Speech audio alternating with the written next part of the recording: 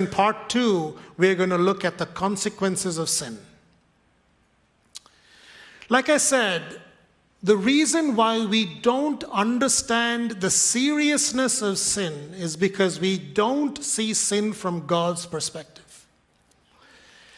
Let's assume that a 3-year-old, instead of having a regular temper tantrum where they throw themselves on the ground and flop their hands and feet, instead, this 3-year-old takes a loaded gun that was sitting on the table and shoots his father. He may feel sad about it, but he doesn't understand the repercussions of his actions. And many times, maybe all the time, that is how we are. We do sin and we don't know the complete repercussions of our actions. And we don't know how much of the thing that we did has hurt God. Nathan the prophet came to David and said in 2 Samuel chapter 12, verse 9, "Why have you despised the word of the Lord, to do what is evil in his sight? You have struck down Uriah the Hittite with the sword, and have taken his wife to be your wife, and have killed him with the sword of the Ammonites. Now therefore the sword shall never depart from your house, because you have despised me." Verse 13, David said to Nathan, "I have sinned against the Lord," and this is a true confession. And Nathan said to David, "The Lord also has put away your sin, you shall not die. Nevertheless, because by this deed you have utterly scorned the Lord, the child who is born to you shall die." There are 2 consequences for every sin. The first one is the finite consequence of sin. Every sin has a finite consequence. Some finite consequences are big, some finite consequences are small. So for example, if you disobey your parents and you don't do your homework, you don't study hard, and you end up getting a lousy job, that is a finite consequence. If you did something and you're spending the rest of your life in prison, it is a big consequence, but it is still a finite consequence. The second consequence of sin is the infinite consequence of sin. And this involves a disturbance in the relationship with God.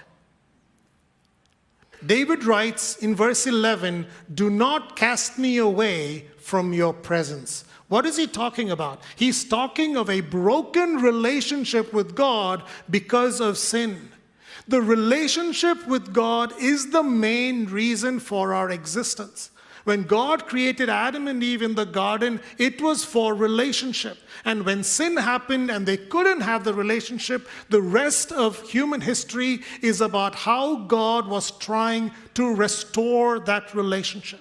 And we come to the end of the book of Revelation. It talks about how in heaven we will be back in the presence of God. In fact, the difference between heaven and hell is that in heaven we have the presence of God. In hell there is the absence of the face presence of God. Now I want to clarify something. I'm not saying that as believers, when we sin, we are condemned to hell. That is not what I'm saying. When you're a believer, we are in the family of God. And sin does not condemn us to hell, but sin breaks the relationship even in the family of God. All of us have families, and sometimes things don't agree with each other in the family. It's not like you disown one another, it's just that you don't talk to each other for a couple of weeks, right? I mean, there is a problem in the relationship.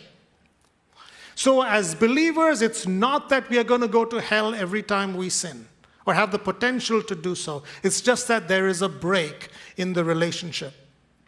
All sin carries an infinite consequence. Why? Because all sin is against God. So in verse 4, David writes, "Against you, you only have I sinned." What on earth is he talking about? He sinned against Bathsheba. He sinned against Uriah, whom he killed. He sinned against Joab, the commander of the army. What is he talking about? At the end of the day, all sin is against God, and therefore it is infinite. Let me give you an example that I've given multiple times over the last 15 years. This is from John Phillips's book, Exploring Romans. Let's say that a Marine struck another Marine. If he did that, he may get 3 days detention. Let's say that instead of striking another Marine, this Marine struck a sergeant. And for striking a sergeant, he may get 3 weeks detention. Let's say instead of striking the sergeant, he struck his general. And he may get 3 months detention. But let's say that instead of striking the general, he attempted to strike the visiting president of the United States, who is the commander-in-chief.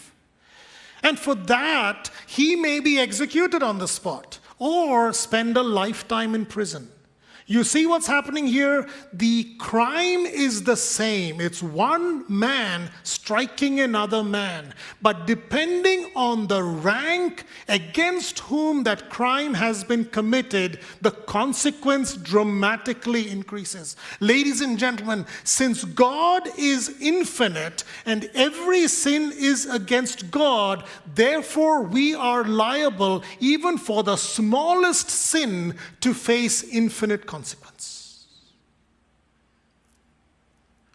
There are both finite and infinite consequences for every sin we do.